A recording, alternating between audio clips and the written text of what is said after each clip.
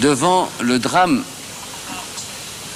qui nous confrontait et qui nous affrontait, nous empêchant de réaliser nos idéaux économico-sociaux dans la région. Et beaucoup de pays africains, à tort ou à raison, ont dit qu'il fallait absolument faire un référendum d'autodétermination dans le Sahara occidental.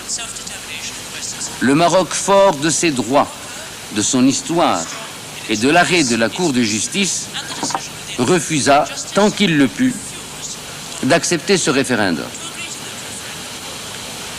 Mais voyant que nous engageons un dialogue sans fin, préjudiciable non seulement au présent, mais encore plus à l'avenir, préjudiciable à l'unité même de l'organisation de l'unité africaine, nous avons décidé de donner la réponse adéquate aux trois espèces d'interlocuteurs que nous avions devant nous. Il y avait ceux qui ignoraient. Il y avait ceux qui voulaient ignorer. Et il y avait ceux qui veulent encore ne rien comprendre. Prenons notre courage à deux mains. Peuple marocain et son roi. Nous avons pris la décision combien douloureuse d'accepter de prouver ce qui était déjà prouvé dans les faits, dans les sables, dans l'histoire et dans le droit. Et nous sommes allés nous-mêmes en 1982 à Nairobi et nous avons proposé par deux fois officiellement que le référendum se fasse au Sahara, et cela pour la réconciliation de l'Afrique, pour apprendre à ceux qui ignoraient, pour démystifier ceux qui voulaient ignorer, et pour mettre un peu de sagesse dans ceux qui n'ont rien voulu comprendre encore.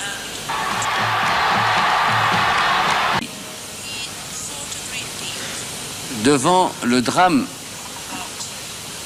qui nous confrontait et qui nous affrontait, nous empêchant de réaliser nos idéaux économico-sociaux dans la région. Et beaucoup de pays africains, à tort ou à raison, ont dit qu'il fallait absolument faire un référendum d'autodétermination dans le Sahara occidental. Le Maroc, fort de ses droits, de son histoire et de l'arrêt de la Cour de justice, refusa, tant qu'il le put, d'accepter ce référendum. Mais voyant que nous engageons un dialogue sans fin, préjudiciable non seulement au présent, mais encore plus à l'avenir, préjudiciable à l'unité même de l'organisation de l'unité africaine, nous avons décidé de donner la réponse adéquate aux trois espèces d'interlocuteurs que nous avions devant nous. Il y avait ceux qui ignoraient. Il y avait ceux qui voulaient ignorer. Et il y avait ceux qui veulent encore ne rien comprendre.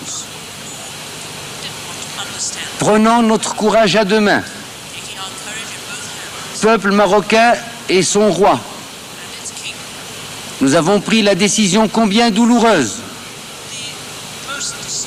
d'accepter de prouver ce qui était déjà prouvé dans les faits, dans les sables, dans l'histoire et dans le droit. Et nous sommes allés nous-mêmes en 1982 à Nairobi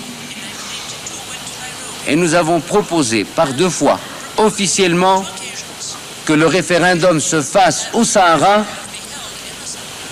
et cela pour la réconciliation de l'Afrique, pour apprendre à ceux qui ignoraient, pour démystifier ceux qui voulaient ignorer,